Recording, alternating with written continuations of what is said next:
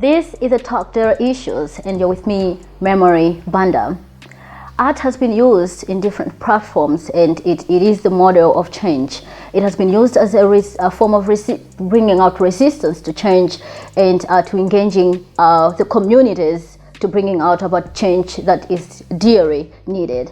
And in the last episode, I was with Teresa Mpondo, who was highlighting about how she uses art to bring out different issues that affect young people, on issues of sexual reproductive health and rights, on issues of child marriages, and the alike. And she has been able to engage young people through her art of music.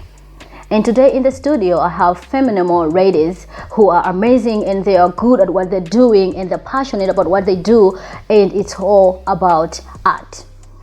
Most of the times, people think that art is something that has been forgotten, but art is here and it lives with us every day. And in the studio today, I have with me Lelato. Lelato is only 22 years old. She's a visual artist and an architecture graduate. Through her work, she seeks to address issues pertaining to identity, empowerment, and self-worth. And her co-founder, Adinafe. Adinafe is 24 years old. She's a writer and an artist. Her stories have been published in Makewana's Daughters and also in Story Inc. Africa. And her work has also been part of short story collection called Hotel Africa. Lelato and Adinafe are co-founders of Warner Collective, which was founded in 2019. Warner is an art collective which uses the creative arts to shed more light on the lived experiences of Malawians, with a special emphasis on women and marginalized groups. And I also have with me Pindu. Pindu is 22 years old. Pindu is a spoken word poet. She is a trained mentor for sexual reproductive health and rights. Welcome, guys. So I would like to hear more about what you guys do, especially how you started what you do. What inspired you? I'll start with you, Lelato. Okay. So with Warner Collective, essentially I'm an artist, a visual artist, and Alina Faye is a poet, so a writer. So how it happened was that we started to interact quite a lot last year, and we had all these ideas for projects of the visual arts, and we really wanted to make an impact with the work that we do. Yeah. So it got to a point where we would send voice notes to each other, have phone calls, and be just really have inspiring ideas. And then we decided to take action because there was a call for artists or something like that. So we had written a whole proposal in a weekend. Oh, wow. And we were like, you know what? I think we can do this. And we decided to become more serious about it because for the proposal we needed to have a collective, an entity. So we're like, maybe we should actually formalize this. And then the 16 days of activism came, and Nafi again called me and was like, yo, let's do this project and have 16 poets on. And then from there we've just been working on our projects under the collective. Great. And I like the emphasis that, how when young people are starting things, they want to do the me thing, I just want to me thing, memory thing. But I like it that you guys went ahead reaching to each other. So the issue of collaboration when it comes to work is very important. Yeah, so maybe you can share a little bit about that, Adinafe. Yeah, that's actually something we've been trying to emphasize on collaborating, not just within, between the two of us, but with other artists as well. Our first project was, as you mentioned, the 16 days of activism, where we had 16 poets on. Pindu is actually one of them. For that. Okay. So there is a collaboration we know all the artists in town. So we had 16 poets on, each doing pieces of poetry for the 16 days of activism. And after we did that, we're like, we have so many more ideas. Let's keep doing this. Let's keep reaching out to people. Our next project, or our podcast, Letters, is a little bit different, and we're engaging with different generations of women and different stories. But I think throughout the process, and it takes us way back. Yeah. I think it's good to see the impact that women have had in the past, but also right now, that they're impactful women throughout the generation. Oh wow, amazing. And Pindu? The journey. In 2014, I was waiting to go to college and I had nothing to do. And so my uncle came to me and was like, hey, I've got poetry in my laptop. You should watch this. And so I watched them like, how do they do that? Because these people are telling my story, but these people don't know me. I think I can do that for other people. And so I've always been a writer, and I sat down and was like, I'm going to write poetry. Wow. And I did. And so when I went to college, I performed and people were like, yo, you're good. You could do this. Yeah. And it was really great watching you live, you know. Yeah. Oh, I got that experience, guys. I watched her live. So people came up to me and were like, you can do this. And I thought, let me actually do this. And from there, I got several opportunities. I performed for free a lot. Like, okay, there's a stage, let me go there and let me perform. And bit by bit, it became a thing. And now I can probably say I'm a poet. Which is really amazing.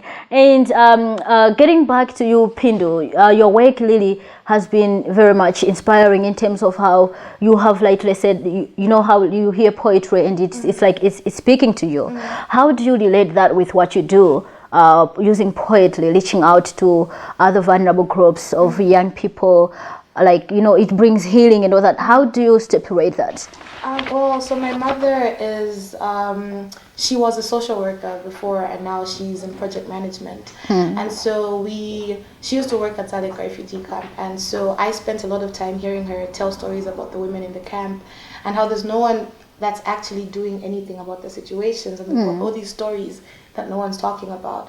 And so I always thought, if someone could tell those stories, that would be great. But then how do you tell someone else's story? I mean, I can't really relate. Yeah. But if I could put myself in their shoes and try to tell that story from their point of view, then maybe I could actually do something. And so I figured there's so many unheard stories. There's so many people who are sitting and thinking, I just want someone to hear me. Yeah. And so most of the poetry that I do write is about women, especially women breaking boundaries, women finding themselves, because I thought if I could speak for someone that can't speak for themselves, then that would be something really amazing. Yeah, pretty much. And it's so great, you know how like when it comes to art, when you hear and then you relate and then it brings that voices of change and then it actually helps you to think otherwise, oh, maybe I can start speaking out too. So it's more of like you bring out the voice and it's a chain of like, you create a chain where you bring out your voice and then you make somebody voice out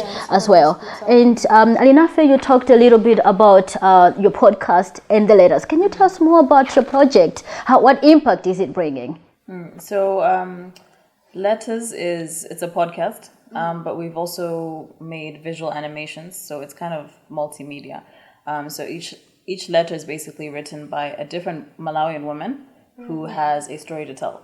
And we don't want to limit what kind of stories and what kind of women because there's so many ways you can be impactful. So we have an episode on Rose Chuambo, but we also have an episode on Hazel Mack. Women in Malawi who have made different impacts in their own ways. So they've each written a letter to a different thing. Hazel wrote a letter to her music. And we had and I saw that, and then I like the way how somebody had to comment on your tweet, and then she had to go like, I like the way how you have put it, not the first female, but the first Malawian. Yeah. Because I think she was the first Malawian to win an Afrima award. Yeah. So I like that as well. She breaks boundaries, and she's very like loud and she's very open, and that's what we liked about her. And we like the diversity in the women that we've chosen as well, because we want women of different generations, women of different industries, women of different demeanors, just to show the diversity of Malawian women. And it more of like brings that place where now you're bringing in intergenerational conversations together to, you know, how like making that linkages, transferring what they did to the young people and then going on like that. Yeah, okay, great. So we have discussed a little bit of the thing that we wanted from this first part. And right now we are really going to take a short break and then we'll be back. And when we get back, we'll talk more about how their work brings impact on the young people and how they can actually inspire more young people.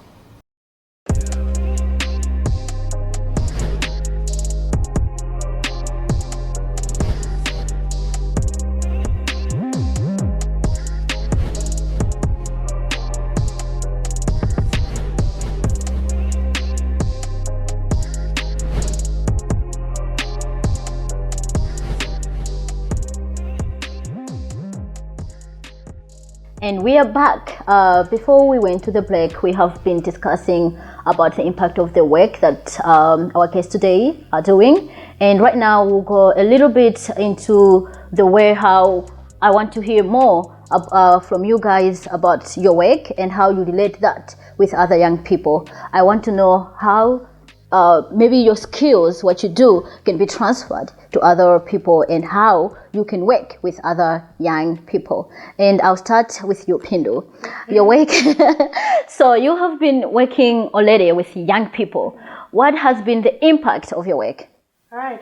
So for about 5 years now, I've been volunteering with Red Cross, and what we've been doing is forming girl groups in secondary schools and providing platforms for them to use art to express their needs and also to just find a fun way to express themselves generally. So you basically form this group and they come together and they decide, oh, we can act, we can sing, we can write poems. And they use those mediums for them to communicate whatever they want. Yeah. I think the greatest thing for me has been seeing these girls, first of all, find their talents and realize, I never knew I could do this, but I can actually act. I never knew I could write poems, but this is something that I can do.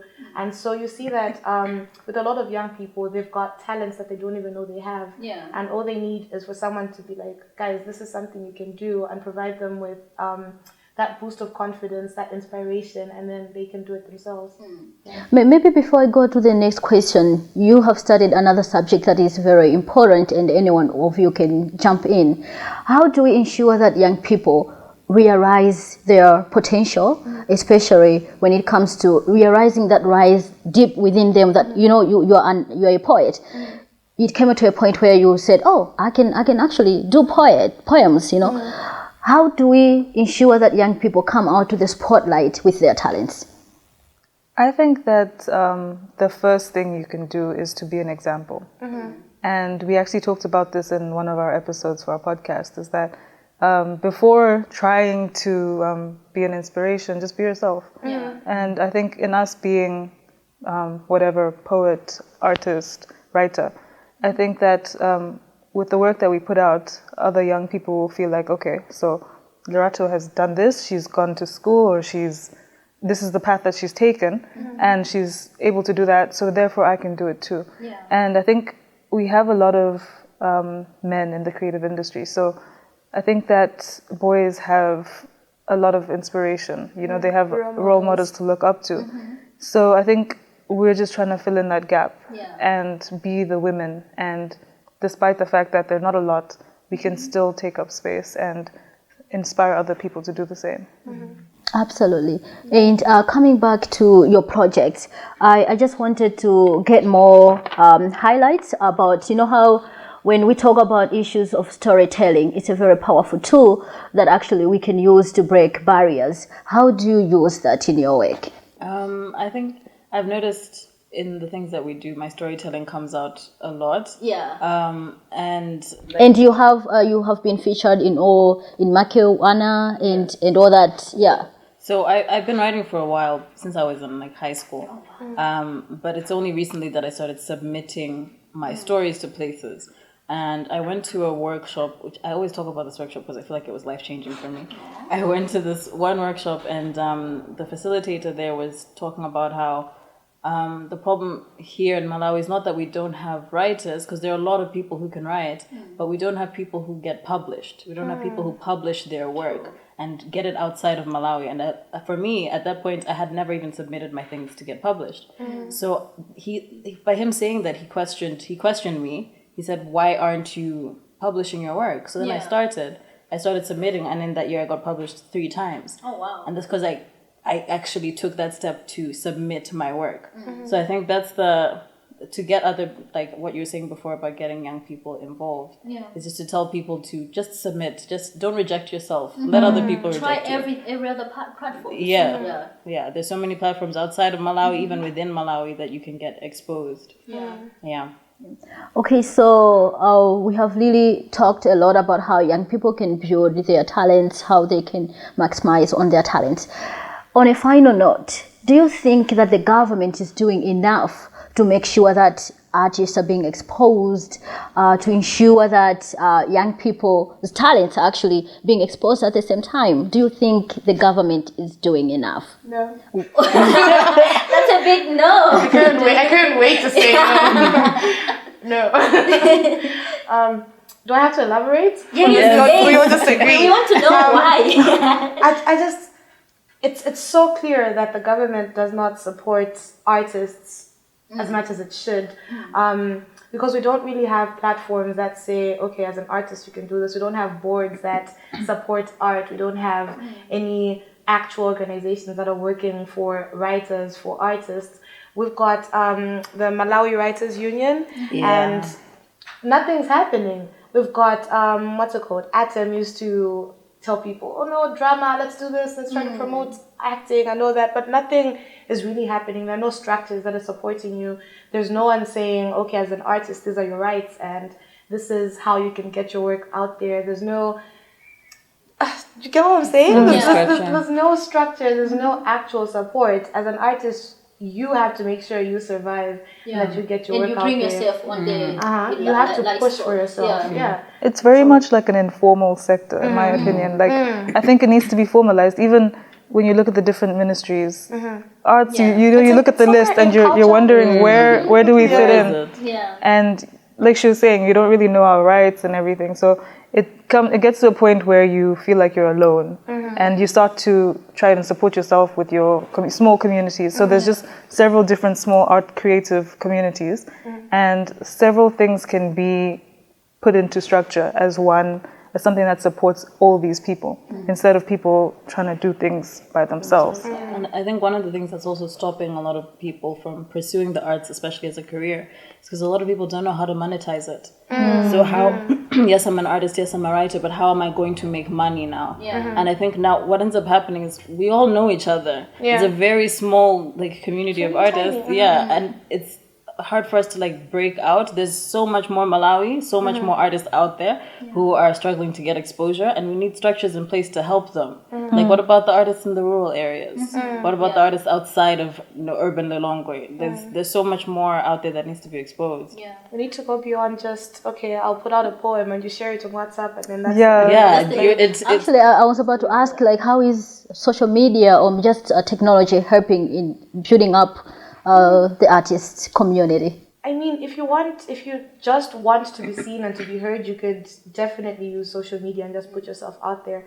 But like Nafe said, with monetizing your craft, it doesn't really help, because one person might purchase your album or your work, and then after that, it's left to everyone. I feel like that's another thing we need to work on also as a community, to say, how do we use social media? How do we support each other and make sure that no one's being taken advantage of, and that no one's work is just, floating out there. I think, if anything, if the government is to...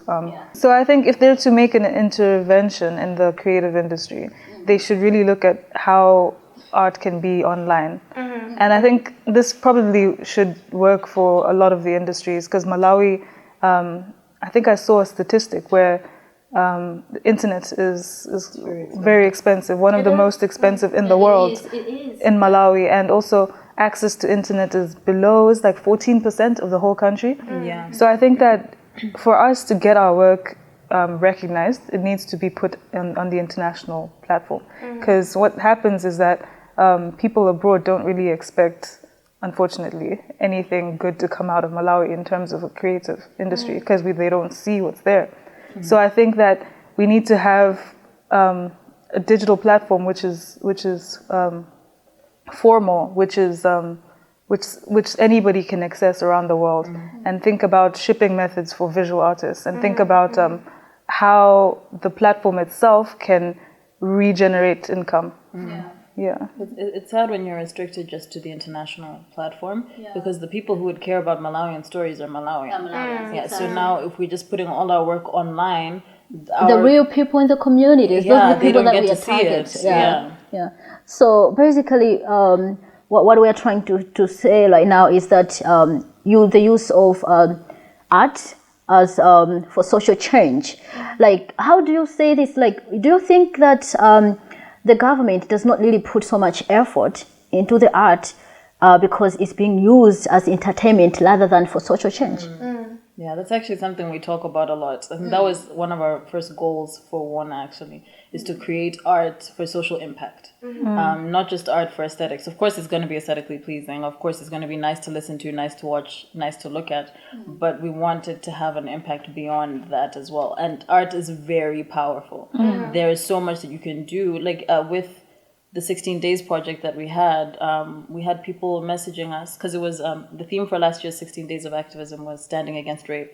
So each of the female poets did a poem on sexual assault. And we had people connecting to us and saying, thank you so much for doing that.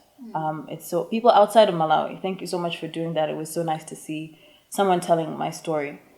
So if we could get that out to all Malawians, there's so much impact just to see that, okay, I'm not alone in this. I feel like that's powerful. Exactly. And there is this notion that people usually get to use that most of the artists, it's hard to make collaboration where, for example, Nafe, you're doing something, you're a musician, for example, and then you're doing everything yourself. You're lighting, you're what. How is the collaboration like? For example, Pindu, you do poetry. Do you collaborate with other people who are just lighters? They can't say the word poetry like you do. How do you work with other talented people that cannot speak in public, for example, but they're just good at lighting? So I'm just trying to demarcate, how do you work? Because people go out there like, oh, it's so hard to collaborate with Malawians. They want to do everything on their own. They just want to create their own name. Yeah. I'm not gonna lie, I haven't ever performed work that's not mine, but I do edit people's work and ghostwrite as well. So if you want to perform things, for example, I've had people are like, okay, so I need to perform something, but I don't really know how I can write it, and so I'll write for you, and that's that. But you're right, there really isn't a lot of collaboration. Wana started doing that, and that's really great to see, but because there's no system, so everyone's just basically been saying, okay, if I want to make it, I need to find a way to make it on my own. And so if we did finally have systems, then that would be easier, where you'd be like, okay, if I want someone to take a video, for example, this is where I go. If I wanted someone to write for me, this is where I go. But then as it is, we don't really have that. And so that's something that we should be pushing for, I think. Great.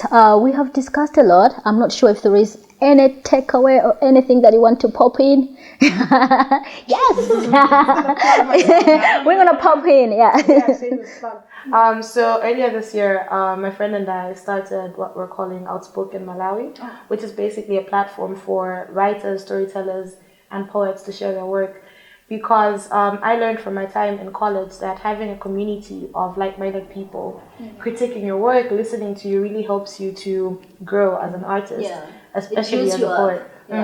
And so what we're doing with Outspoken is providing a platform where you can come through, recite your poetry, tell your stories, and then these people who basically have the same interest and do the same thing give you feedback and tell you, okay, so this is how you can improve on your work. We have workshops, and you just build each other up.